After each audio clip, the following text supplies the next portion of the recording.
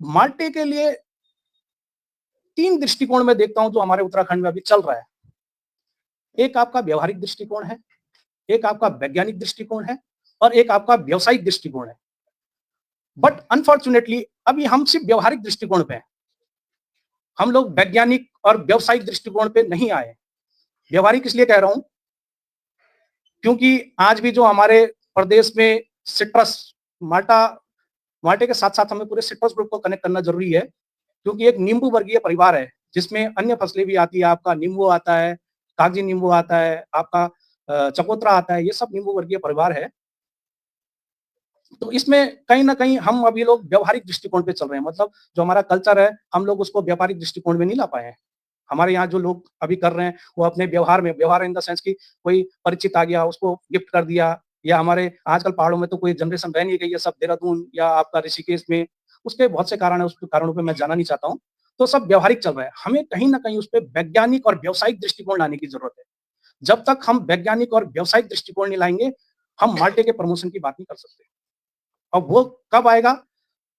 क्योंकि आप देखिए कि एक नारंगी होती थी, सिट्रस रेटिकुलाटा, ये सिट्रस साइनेंसिस है, वो भी स्वीट ऑरेंज ग्रुप में ही है।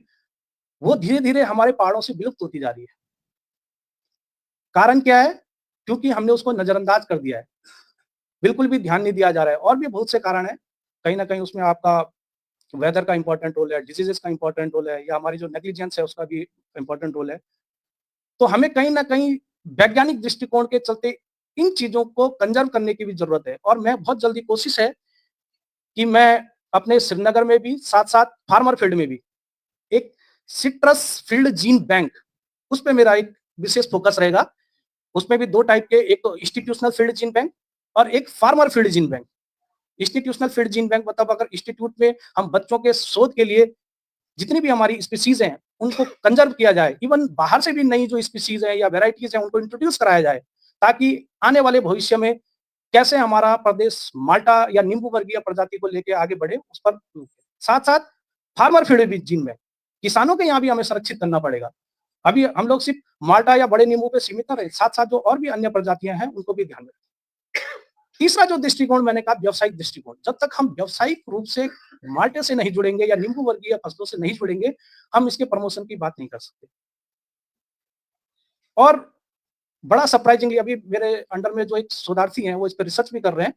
मैंने बहुत सारे फ्रूटों पे देखा, सिर्फ नींबू वर्गीय फ्रूट्स ऐसे हैं जिनका जो एल्टीट्यूडनल रेंज है, वो आपका फुट हिल्स से लेकर और हाई हिल्स तक।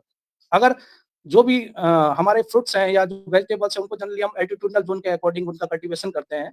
एल्टीट्यूडनल ज़ोन मतलब समुद्र तल से ऊँचाई। तो जनरली जो हमारे, अगर मैं मोटा-मोटा उत्तराखंड को पूरा डिवाइड करूँ, तो 4 या 5 ज़ोन में डिवाइड होते हैं, जिसमें आपका फुट हिल्स हो गया, आपका मिड हिल्स हो गया, हाई हिल्स हो गया, उसके बाद अपर हाई हिल्स हो गया, इस तरीके से। तो जो ये नींबू वर्गीय फसलें हैं जो हमारी, वो आपका फुट हिल्स से लेकर और हाई हिल्स तक हर जगह अवेलेबल है।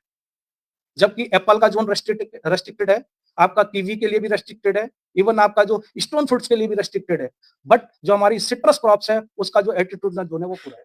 और थोड़ा-सा रिसर्च चल रहा है कि जो डिफरेंट एल्टीट्यूडनल ज़ोन में इनके जो फिजिको-केमिकल कैरेक्टर्स पे क्या इफेक्ट आता है, कि जो हमारा जो हाई हिल्स का जो आपका माल्टा निकल के आएगा, उसके फिजिको-केमिकल कैरेक्टर्स कैसे हैं, जो मिड हिल्स का है उसके फिजिको-केमिकल कैरेक्टर कैसे हैं, जो लो हिल्स का है।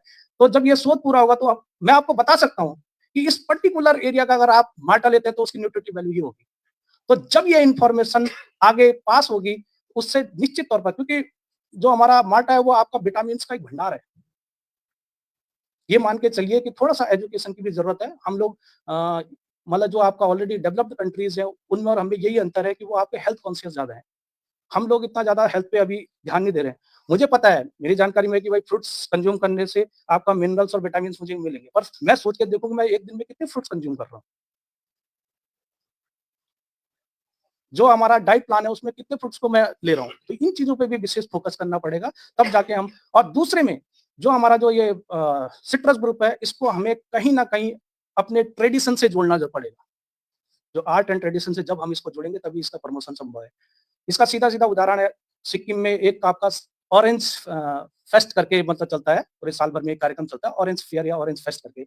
इसी तरीके से हमें अपने उत्तराखंड में भी ऑरेंज फेस्ट या सिट्रस फेस्ट कह सकते हैं, जिसमें और भी हमारी जो अन्य प्रजातियाँ हैं, वो भी इंक्लूड हो जाए। और हमारी कोशिश रहेगी, और मैं आज इस मंच के माध्यम से कह भी सकता हूँ कि निश्चित तौर पर अगले वर्ष मैं कोशिश करूँगा कि अपने एचएनबी गढ़वाल यूनिवर्सिटी में इस तरीके का एक आयोजन करा जाएगा। साथ-साथ पंवार जी की पंवार जी ने भी बहुत अच्छा विकल्प रखा कि स्टोन फ्रूट के माध्यम से भी हम कहीं न कहीं अपने प्रदेश में, क्योंकि जो स्टोन फ्रूट का सीज़न रहता है, वो ऐसा सीज़न रहता है जिस टाइम हमारे यहाँ यात्रा पीक पे रहती है। और आप बिलीव नहीं करोगे, मेरे पास एक रिसेंटली लास्ट ईयर एक प्रोजेक्ट आया चेरी पे। तो मैं जब चेरी के लिए लोकेशन आइडेंटिफ़ाई करने लगा तो मुझे ढूँढ के भी कुछ काश्तकार मिले नहीं। तब जाके मुझे हरसिल उत्तरकाशी में और मोरी में 2-4 काश्तकार मिले जो चेरी पे काम कर रहे हैं। चेरी का बहुत शॉर्ट मंथ रहता है, मतलब मेरे ख्याल से मई मिड के बाद आना शुरू हो जाता है और 1 महीने में खत्म भी हो जाता है। और उनका वो, क्योंकि यात्रा रूट है तो उनका वो वहीं से, जैसे हर्षिल धराली वगैरह में 1-2 फार्मर हैं, वो कर रहे हैं, तो उनका वहीं से वो बहुत अच्छे रेट पे निकल जाता है। तो उसमें साथ-साथ स्टोन फ्रूट में हमें चेरी को भी इंक्लूड करना पड़ेगा।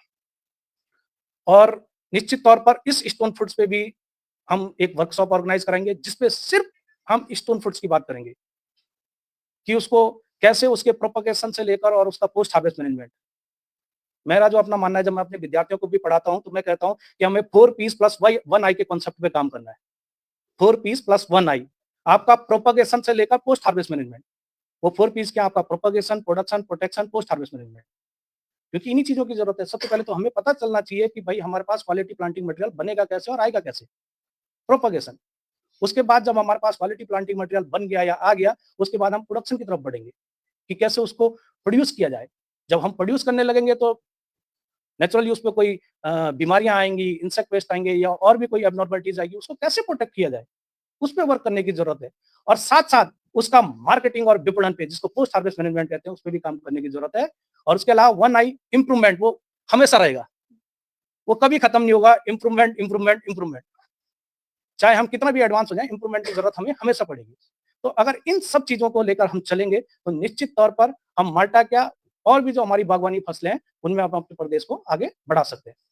तो आज बहुत ज़्यादा, क्योंकि हमारे पास और भी वक्ता हैं, जो सभी अपनी बात रखेंगे। उसके अलावा आप लोगों के भी कोई प्रश्न होंगे, तो आप लोग निश्चित तौर पर यहाँ पे पूछ सकते हैं और उसका समाधान किया जाएगा। बहुत-बहुत धन्यवाद एक बार पुनः मैं दाद संस्था का भी धन्यवाद।